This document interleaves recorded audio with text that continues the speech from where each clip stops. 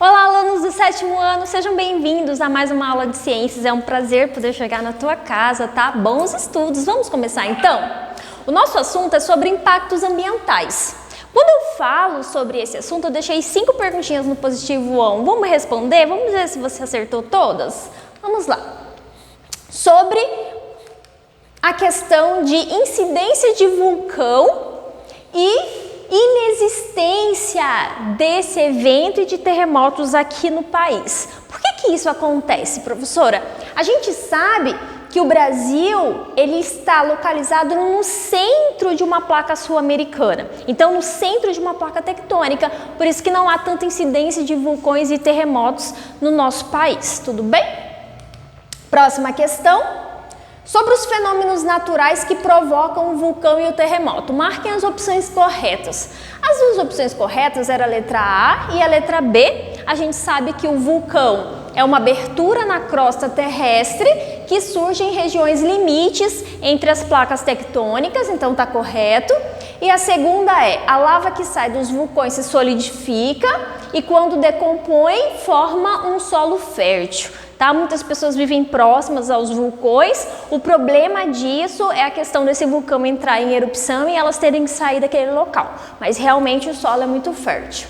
Rico em sais minerais por causa da decomposição das rochas, tá? Próxima questão. Essa atividade era bem fácil, né? Quando a gente pensa em ações que não causam impacto ambiental, a gente sabe que reflorestamento não causa um impacto ambiental, pelo contrário, é muito benéfico para o meio ambiente. Próxima questão. É legal quando a gente consegue interpretar uma imagem, né, gente? E aqui perguntava pra gente, ó, número 1 e número 2, o que corresponde a esses dois números? Primeiro a gente vê a incidência da água aqui, então a gente sabe que corresponde ao tsunami, e o local de choque entre as placas tectônicas a gente chama de foco ou hipocentro, correto? Próxima questão, aqui a gente tem, a própria imagem já induz a resposta, né? A gente tem uma tsunami, e aí qual que era a resposta correta, professora? Era a letra C. Eventos que ocorrem devido ao choque das placas tectônicas que estão abaixo do mar, causando uma elevação de água e causando os danos ambientais, tá, gente? Econômicos, sociais, tá? Agora a gente vai para a correção das atividades lá na plataforma do Positivo 1. Vamos lá? Páginas 22, 23 e 28. Peguem a sua apostila e vamos começar as atividades. Algumas imagens sobre o vulcão, que são um assunto que a gente está vendo, terremoto, tá? Aí, lá na apostila de vocês, tem uma atividade que pede para você fazer esse modelozinho para a gente poder explicar o conteúdo da deriva continental. Vamos lá? Como a professora Mônica está distante de vocês e pensa em vocês, certo? A professora Mônica trouxe aqui para vocês. Olha só, dá uma olhadinha nessa imagem. Vou deixar o meu papel aqui, o meu controle aqui. Dá uma olhadinha nessa imagem. Eu tenho 2 continentes, tudo bem? E aí, eu tenho que colocar esses continentes grudadinhos aqui no papel para eu poder explicar um movimento para vocês. Preste atenção nesta imagem. Olha o que a professora vai fazer, ó. Afasto e vou colocar juntinho, ó. Isso, ó. Afasto, coloca juntinho. Professora, eu já sei a resposta. Que ótimo. Vamos lá? Tudo bem? Vamos às perguntas, então? Simples, mas ajuda você a compreender o assunto. Comigo. Sobre essa experiência, vamos ver as perguntas? Primeiro, pode-se identificar que o encaixe dos continentes, do modo como estão hoje, não é perfeito esse encaixe, né, dos 2 continentes. Como que a gente explica esse fato? Na verdade, gente, nós sabemos que a crosta terrestre ela sofre grandes impactos naturais. Como assim, professora? A ação do tempo, a ação do vento, a ação da chuva, das marés, dos vulcões, dos terremotos, que desgastam as bordas do continente. A gente tem que pensar que esse evento está acontecendo há milhares de anos. Então, essas modificações, elas ocorrem com o passar do tempo. Então, é importante você entender que não está igualzinho, mas a gente consegue perceber que esse encaixe ainda é possível, tá? Questão número 3. O que podemos comparar? Aqui podemos comparar o movimento feito com um pedaço de papel colocado dobrado abaixo dos continentes. Justifique a sua resposta. Esse papel aqui, professora, que está aqui embaixo, ele corresponde ao quê? Consegue responder para a professora aí? O que corresponde a esse movimento? Professora, então corresponde à questão da deriva continental. Então, nós temos aqui as placas tectônicas se movimentando ao longo dos milhares de anos. O nome do evento, deriva continental, tudo bem? Formando e separando então os dois continentes, o Oceano Atlântico, tá? Gostaram da experiência? Próximo. Dá uma olhadinha nesta ave. O nome dela é Ararajuba. Ela parece com um papagaio, né? O mesmo tamanho. Mas olha o que nosso texto diz, tá, gente? Se a gente ler com atenção o texto, a gente consegue entender o assunto. Vamos lá? Fala-se assim. Na natureza é encontrado no Brasil e somente no Brasil, lá nos estados do Maranhão, Pará, Mato Grosso e Rondônia, esta ave, certo?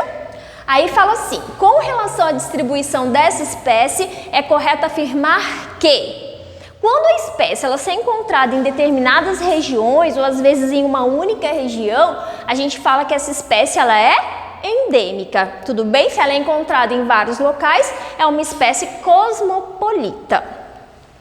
No caso, qual é a opção correta? Para o vídeo, tenta marcar a opção para ver se você consegue responder, mas vamos lá.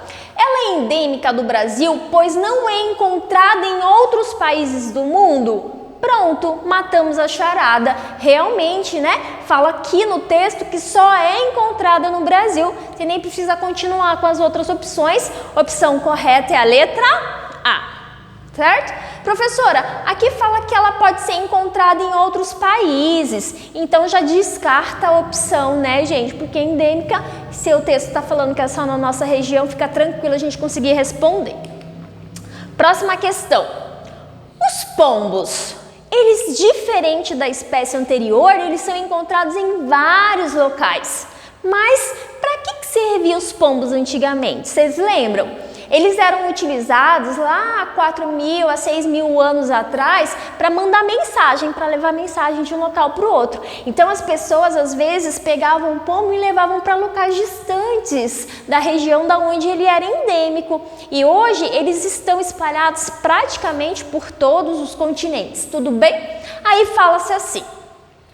Escreva 3 fatores que devem ser considerados para entender essa distribuição e por que de os pombos domésticos sobreviverem a diferentes ambientes. Para, pensa, vamos às respostas então? Primeiro, capacidade de adaptação, né? Ele consegue se adaptar independente do ambiente onde ele está, se é um ambiente frio, se é um ambiente quente. Próximo. Interferência dos seres humanos que os levaram para outros locais, já comentamos sobre isso. Próximo, capacidade de encontrarem recursos como água, alimento e abrigo. Qual que é o problema disso, professora? É que os pombos, a gente sabe que ele pode causar doenças, então não é bom ficar alimentando esses animais, tudo bem? Tem gente que faz isso, distribui alimento para eles, mas não é o correto, tá? Deu para entender o conteúdo? Vamos para a próxima pergunta. Dá uma olhadinha nessas 2 imagens, tá? Uma, deriva continental, marque bem, e a outra, a questão das placas tectônicas. Tudo bem? Então, com relação a esses 2 eventos, pergunta-se: como essas 2 ideias possibilitaram que atualmente a Terra seja considerada um planeta dinâmico, ou seja, em constante transformação? O que é dinâmico? Que está acontecendo algo ali, né? A Terra é um planeta dinâmico, mas por que é um planeta dinâmico? Porque os nossos continentes não são estáticos, gente. Eles estão em movimento. O que propicia esse movimento, certo? É o movimento das placas tectônicas. Então, os nossos continentes se separam devido ao movimento dessas placas tectônicas, porque os continentes, você tem que entender que ele está em cima de uma placa, em cima de um bloco rochoso, que é partido, tudo bem? em vários pedaços. Dá uma olhadinha aqui, ó. Certo? Então, quando ele fala planeta dinâmico, é porque os nossos continentes, eles não são estáticos. Vamos à resposta aqui? O texto fala assim, ó. Segundo a teoria da deriva continental e das placas tectônicas, os nossos continentes continuam se afastando. E isso evidencia que a Terra é dinâmica e sofre constantes transformações. Tudo bem? Próximo. Dá uma olhadinha nessa planta aqui. Tudo bem? Essa planta, ela já é um fóssil, ela é representante de um fóssil. Porém, ela era encontrada em vários continentes. Dá uma olhadinha? E o texto fala assim pra gente, ó. Os fósseis de suas espécies são encontrados na Antártica, sul da África, sul da Austrália e sul da América do Sul, como mostra a imagem. Como que isso é possível? Olha a pergunta. Como podemos explicar a presença desses fósseis em locais tão diferentes e distantes um dos outros, inclusive separados por longas extensões dos oceanos? A gente sabe que é devido, então, ao distanciamento desses continentes, ou seja, devido à deriva continental. Certo? Próxima questão. Verdadeiro ou falso? Com relação às rochas encontradas, tá, gente? No sul do Brasil e lá no continente africano. Ai, o que a gente pode dizer de relação entre essas rochas que são encontradas em continentes tão diferentes? Vamos lá ver? Aí você responda de acordo com o assunto se você acha verdadeiro ou falso, tudo bem? Então vamos lá. Esses locais apresentam formações rochosas semelhantes porque já estiveram unidos em um período chamado de Pangeia? Verdadeiro, né, professora? Se recortar o mapa mundi e unir a parte que apresenta a crosta brasileira à representação da crosta africana, o Rio Grande do Sul ficará na mesma região em que se situa a Namíbia. Aí você tem que olhar na imagem, mas é correto, né? Une os dois países, é um encaixe nos dois países. Próximo.